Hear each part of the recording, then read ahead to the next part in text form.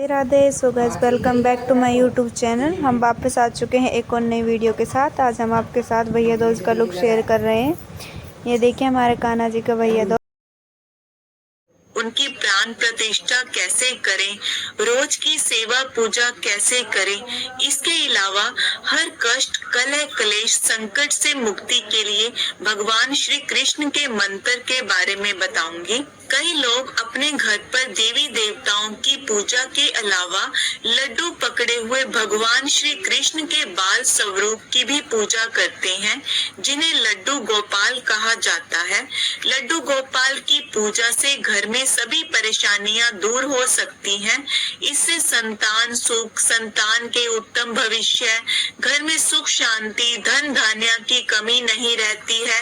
पर इसमें भाव ऐसा होता है कि लड्डू गोपाल जी, अब यह घर मेरा नहीं है, आपका है। आप ही इसके स्वामी हैं, इसके पालक हैं, इसके रक्षक, सब कुछ आप हैं। जो होगा वह सब आपके आशीर्वाद से होगा, जो प्राप्त होगा वह आपका प्रसाद होगा। मैं अपने कर्म वैसे ही रखूंगा या रखूंगी जो कर्म शास्त्र मत है। इसके आगे सब आपके हाथ में है प्रभु, आप ही पालनहार, आप ही खेवनहार। अब बात करते हैं कि कब कैसे लाएं लड्डू गोपाल जी को, उनकी प्राण प्रतिष्ठा कैसे करें। वैसे तो जब भी प्रभु की इच्छा होगी वह आपके घर आ सकते हैं, पर कुछ शुभ दिन है, जैसे किसी भी एकादशी, पूर्णिमा या अक्षय तृतीया को आप उन्हें ला सकते हैं। इसके अलावा जन्माष्टमी, भगवान के जन्म दिवस पर उन्हें घर लाना बहुत शुभ माना जाता है। अब जब आप पहली बार गोपाल जी को घर ला रहे हो तो सेवा शुरू करने से पहले प्राण प्रतिष्ठा की जाती है। प्राण प्रतिष्ठा एक तो आप पंडित जी से करवा सकते हो, दूसरा आप खुद कर सकते हो। मैं आपको बताती हूँ कि घर में खुद प्राण प्रतिष्ठा कैसे करें। जब आप किसी भी दुकान से गोपाल जी की प्रतिमा को लेते हैं तो उसी समय ही ये प्रण करना है कि हे प्रभु, आप हमारे साथ हमारे घर चले, हम आपकी सेवा का सौभाग्य प्राप्त करना चाहते हैं। बाल गोपाल जी से आग्रह कर आपने उनकी प्रतिमा को अपने घर लाना है। प्राण प्रतिष्ठा 4 दिनों में होती है। प्राण प्रतिष्ठा के लिए आप एक बड़ा बर्तन ले लें, इसमें आपको लड्डू गोपाल जी की प्रतिमा को बिठाना है। जब आप लड्डू गोपाल जी को इसमें बिठाएं तो उनके शरीर पर कोई कपड़ा नहीं होना चाहिए और उनकी आंखों पर लाल या पीले कपड़े से पट्टी बांधनी है। फिर उसके ऊपर कोई भी अन्न, गेहूं, चावल या दाल डाल दें। अन्न उतना होना चाहिए कि गोपाल जी उसमें डूब जाएं, सिर भी नहीं दिखना चाहिए। फिर उस बर्तन को लाल कपड़े से ढककर बांध दें। पूरे एक दिन आपको भगवान को अन्न में छोड़ना है। फिर दूसरे दिन आपको अन्न निकाल के अलग रख देना है। फिर पूरी तरह से सब्जियों से ढकना है, कोई भी सब्जियां ले सकते हो, और फिर वस्त्र से ढककर बांध देना है और पूरे एक दिन के लिए छोड़ देना है। इसी तरह से तीसरे दिन आपको कोई भी फल लेके उसमें गोपाल जी को रखना है। चौथे दिन आपको गेंदा, गुलाब या कोई भी सुगंधित फूल लेके उसमें भगवान को छोड़ना है। इसके पीछे भाव ये होता है कि जैसे माँ के गर्भ में बच्चे में प्राण आ रहे होते हैं, वैसे ही अन्न, सब्जियों, फल फूल के माध्यम से गोपाल जी में प्राण आ रहे हैं। ये 4 दिन आप सुबह, दोपहर, शाम भगवान के मंत्रों का जाप करते रहें, जैसे ओम नमो भगवते वासुदेवाय का जाप करते रहें।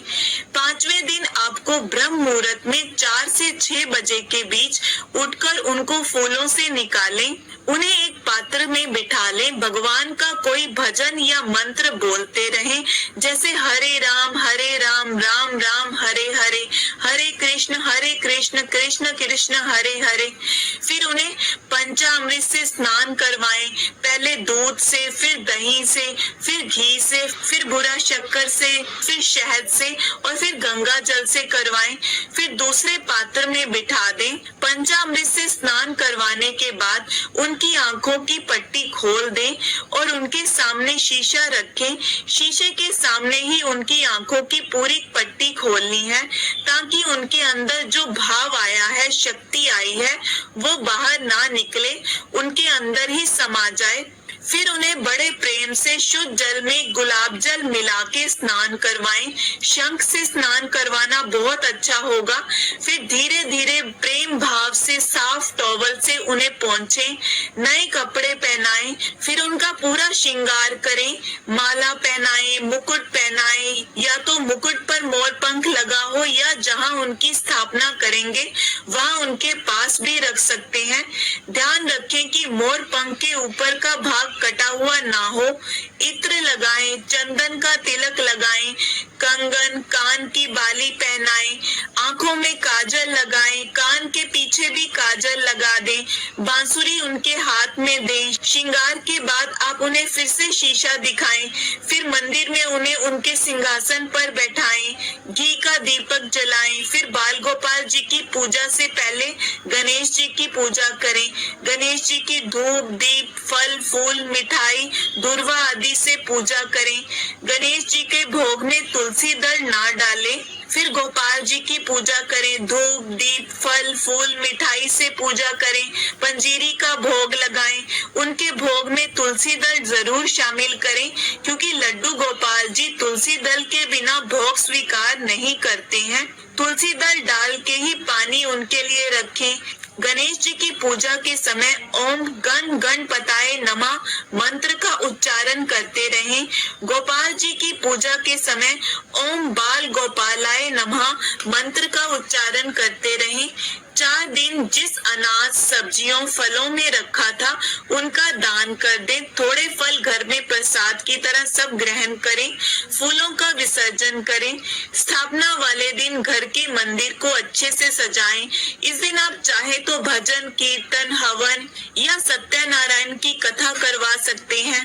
इसके अलावा श्री कृष्ण चालीसा, श्री कृष्ण सहस्त्र नाम वाली या श्रीमद् भगवत गीता का पाठ भी कर सकते हैं। गरीबों को प्रसाद और दान दक्षिणा भी जरूर दें। इसके बाद आपको उन्हें प्राण प्रतिष्ठित मानना है। आप ये नहीं कहेंगे कि ये लड्डू गोपाल जी की मूर्ति है, आप ये कहेंगे कि ये हमारे कान्हा जी हैं या ठाकुर जी हैं या जिस भी नाम से आप उन्हें बुलाना चाहें, क्योंकि उस दिन से वो जीवित हो जाते हैं। फिर नियमित उनकी सेवा करें। अब कई लोग कहते हैं कि हमने तो प्राण प्रतिष्ठा नहीं की, तो ऐसे में चिंता ना करें। भाव से धीरे धीरे प्राण प्रतिष्ठा हो जाती है, यानी भाव से वो मूर्ति जीवित होने लगेगी और धीरे धीरे अपने आप ही प्राण प्रतिष्ठित हो जाएगी। अब कई बार कई लोगों को लोग अपने लड्डू गोपाल जी सेवा ना कर पाने की वजह से दे देते हैं, तो ऐसे में आपको फिर से प्राण प्रतिष्ठा नहीं करनी है। घर पर लाकर उसी दिन से नियमित पूजा, भोग आदि की विधि शुरू करें। अगर आपको कोई लड्डू गोपाल जी खरीद के गिफ्ट में देते हैं तो आपको उनकी प्राण प्रतिष्ठा करनी है। अगर आप जन्माष्टमी से उनकी पूजा शुरू करना चाहते हो तो 4 दिन पहले शुरू कर दें ताकि 5वां दिन जन्माष्टमी ही पड़े। अगर आप चाहें तो इसे एक दिन में भी कर सकते हैं। एक दिन में करना है तो सुबह जल्दी उठकर 1-1 घंटे के गैप में हर चीज में गोपाल जी को रखते रहें। गोपाल जी को डिब्बे से उसी दिन निकालें जब आपने प्राण प्रतिष्ठा करनी है। अगर जन्माष्टमी पे लाते हैं तो प्राण प्रतिष्ठा सुबह करें, उनका जन्म रात को होगा। एक बात और है कि अगर आप प्राण प्रतिष्ठा नहीं करना चाहते हैं तो पंचामृत से स्नान करवा के भी उनकी पूजा शुरू कर सकते हैं, क्योंकि किसी भी घर में प्रवेश के साथ ही लड्डू गोपाल जी में प्राण प्रतिष्ठा हो जाती है। फिर वो हमेशा के लिए इस घर के सदस्य होते हैं। अब मैं आपको रोज की गोपाल जी की पूजा, सेवा और भोग आदि के नियमों के बारे में बताती हूँ। लड्डू गोपाल जी की सेवा में वह सब कुछ करना होता है जिस तरह माँ अपने छोटे बच्चे को सुबह उठाने से लेकर रात के सोने तक देखभाल करती है। गोपाल जी के लिए छोटा सा बेड, झूला, तकिया, चादर, हर चीज की व्यवस्था करें। वास्तु के अनुसार लड्डू गोपाल जी का झूला ईशान कोण में स्थापित करना चाहिए। खुद नहाने के बाद ही लड्डू गोपाल जी को प्रातः प्रेम पूर्वक जगाएं, 3 बार ताली बजाकर पर्दा हटाएं, फिर लड्डू गोपाल जी से प्यार से कहें, कान्हा जी उठो, दिन निकल आया है। फिर बेड से उन्हें सिंहासन पर बिठाएं, फिर वहां पर रखा उनका पानी उन्हें पिलाएं, फिर उन्हें स्नान करवाएं। गोपाल जी को प्रतिदिन सुबह स्नान अवश्य करवाना चाहिए। जैसा मौसम हो उसके अनुकूल पानी से स्नान करवाएं। सर्दी में गुनगुने पानी, गर्मी में ठंडे पानी से, हो सके तो थोड़ा गुलाब जल डाल के स्नान करवाएं।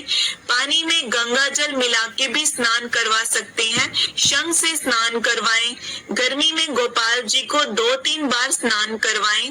पर्व त्योहार पर उन्हें पंचामृत से स्नान करवाएं।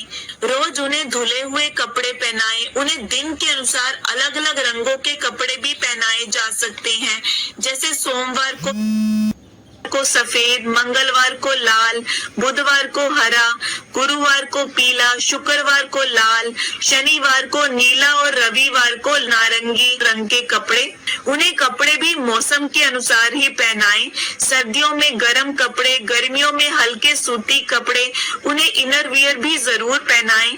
गर्मी से बचाव के लिए पंखे वगैरह का प्रबंध भी होना चाहिए। रोज नहलाने के बाद उनका श्रृंगार करें, जैसे मैंने आपको पहले बताया है। गर्मी में हल्की चीजें पहनाएं, जैसे आपको भूख लगती है वैसे ही उन्हें भी लगती है। उन्हें सुबह, दोपहर, शाम और रात को बड़े प्यार से भोजन करवाएं। बाल गोपाल जी को भोग लगाए बिना आपने खाना नहीं खाना है। आप उन्हें दूध, माखन, मिश्री, फल, सूखे मेवे, बिना प्याज लहसुन का जो भी भोजन घर पे बना हो, दही, मिठाई, खिचड़ी, खीर, बिस्किट, पंजीरी आदि चीजों का भोग लगा सकते हैं। उनके भोग में तुलसी दल जरूर डालें, क्योंकि बिना तुलसी दल के वो भोग स्वीकार नहीं करते हैं। रविवार और एकादशी को तुलसी ना तोड़ें, एक दिन पहले तोड़ के रख लें। उनको आप अपने हाथों से खिलाएं, फिर कुछ देर के लिए भोग भगवान के आगे रख के पर्दा कर दें।